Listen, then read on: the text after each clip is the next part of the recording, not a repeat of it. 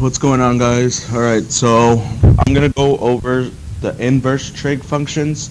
So we're going to learn how to graph inverse trig functions. So we've been graphing sine, cosine, tangent, and then the reciprocals, which are cosecant, secant, and cotangent.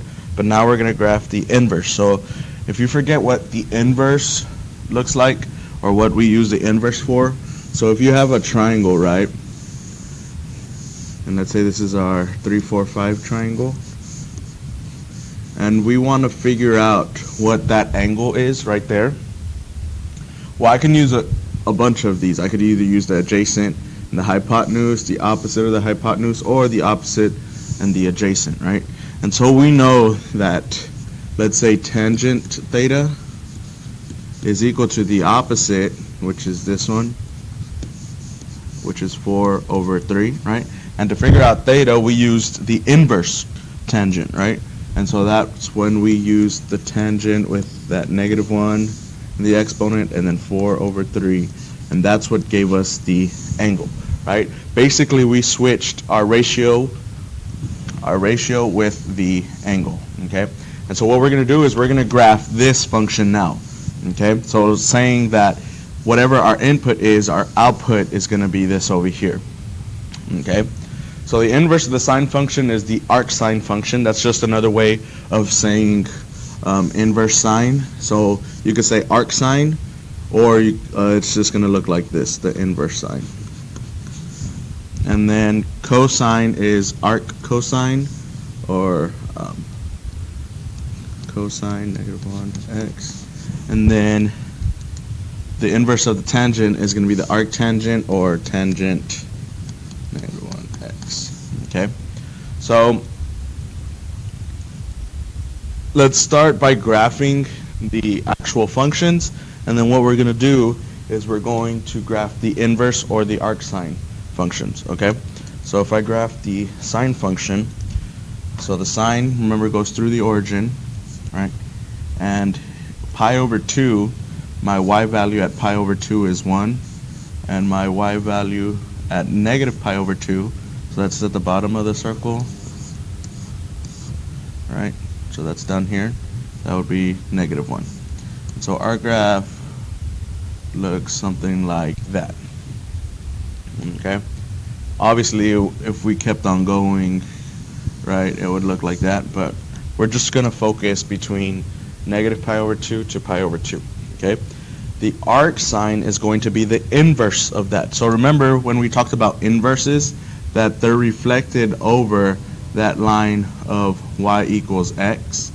Okay, so, and basically our input and our output change, right? So f of x equals y. Now for the inverse, it's f of the inverse of y is equal to x. So basically y and x change. So here 0, 0, so that means it's going to stay 0, 0. Here I have pi/2, 1. So now instead of pi/2 being my x, 1 is my x, and now pi/2 is my y. And same thing over here. -pi/2, -1, -1, -pi/2. So basically our angles change to y values, and our y values change to the x values, our inputs. Okay? And the way that's going to look is like this. Okay? So this is the arcsine function, or the inverse sine function. Okay? And basically, so here I know my domain is -pi/2 to pi/2. And the range is bottom to top, so -1 to 1, right? Well, now, basically what's going to happen is these are going to switch. My domain is now going to be from -1 to 1, and my range is going to be -pi/2 to pi/2. Alright. Okay, so let's go to cosine now. So cosine, I start at 1, right? So here at 0 degrees, my y value is 1. And then at pi/2, my x, oh sorry, I'm talking about x value. And then at pi/2, my x value is 0. And then at pi, my x value is -1, so pi -1. So our cosine graph looks like this. All right. So again, the domain. So here the domain x value is 0 to pi. That's what they tell us to graph it on. So 0 to pi. And our range is -1 to 1 again. Okay. So remember, x's and y's are switching. So here my first value is 0, 1, right? 0 and 1. So now it's going to be the other way. It's going to be 1, 0. Here I have pi over 2, 0. Okay. Now it's going to be 0. Okay, sorry, I screwed that up. Notice the x-axis. Notice the x-axis is down here, right? So this is the origin. So if it's 0, 1, then it's going to be 1, 0. So that's down here. Then, sorry about that. Then it's pi over 2, 0. So 0 pi over 2. And then it's pi -1. So now it's going to be -1 pi. Okay? And the way this one is going to look is like this. Oh, sorry, I messed that up. Like that. So that is our arc cosine function. It's the inverse, right? It basically flips. So this comes like this, like that. Right? And then the one up here was like this.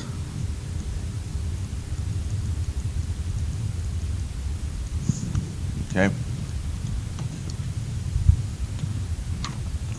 And so again, the domains just switch.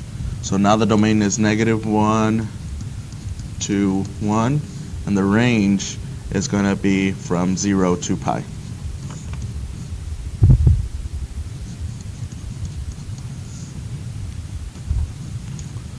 Okay, so these are the inverse functions. And then one more, let's talk about tangent. So tangent, so remember tangent was that weird one where we had actual vertical asymptotes, because tangent of theta is y over x, and we can't have a 0 at the bottom. So at pi over 2 and -pi over 2, that's where we had our vertical asymptotes.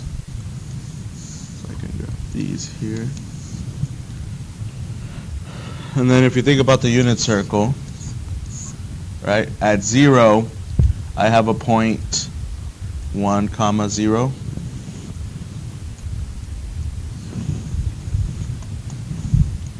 Sorry.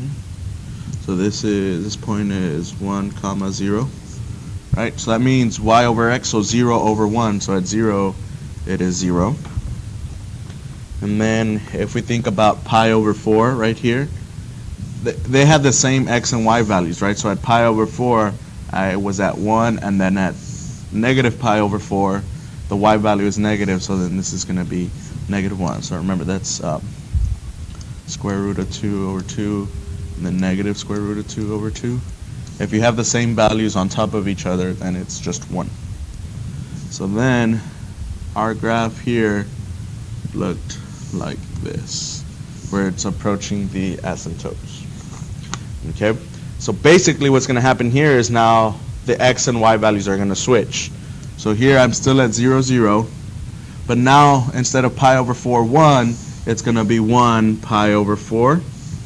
And then -pi over 4, -1, now it's going to be -1, -pi over 4.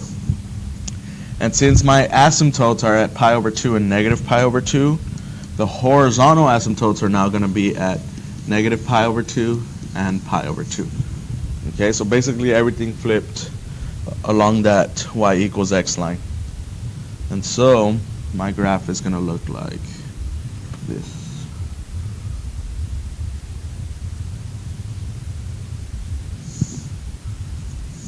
I would like to have some more curve in there. Here, let me try it again. Sorry.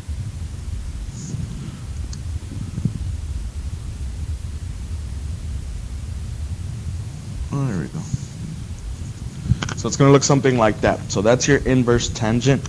And so here, For my domain, it's negative pi over 2, not including, right? So this not equal to pi over 2. And the range, it's going to keep on going down to negative infinity. So it's negative infinity to positive infinity. And then here the domain and range are just going to switch. So the domain is going to be negative infinity to positive infinity. The range is going to be negative pi over 2 not included to positive pi over 2 not included. Okay, so these are our arcsine, arccosine, and arctangent graphs. Okay, so you are going to have to get used to graphing these. Well, not graphing them, but at least recognizing which one is which. So the best thing to think about is whenever you have sine, sine goes through the origin, right? So that means arcsine is going to go through that origin. Okay, cosine does not go through the origin. Okay, so this, remember our origin's down here. Arccosine is also not. And so if you just remember that first point, so this one is 0, 0, 0, 0. This one is 0, 1, so this one is going to be 1, 0. Okay, and then you can just remember the tangent and arctangent because that's the one that has the vertical asymptote. It's just going to flip downwards, and it looks like it's laying down. Okay, so once you're done with this, you're going to go do your Delta Math assignment. It's number 13, trig parent functions. It's only 6 questions. All you're going to have to do is type the parent function. Okay, and so the way it's going to look is like you're going to either type this. So you're going to either type y equals sine of x, y equals cosine of x, y equals tangent of x, or y equals cosecant of x, y equals secant of x, y equals cotangent of x, and then your arcsine, arccosine, and arctangent. So you can literally type y equals arcsine of x, y equals arccosine of x, and y equals arctangent of x. Okay, so those are the 9 options that you're going to be typing into those answers on Delta Math. Okay, nothing else. This is the only thing you should be typing. So you really only have to try to remember what those 1-6 graphs look like. And those are the 9 that you're going to use. Okay, if there's any questions, please ask. All right.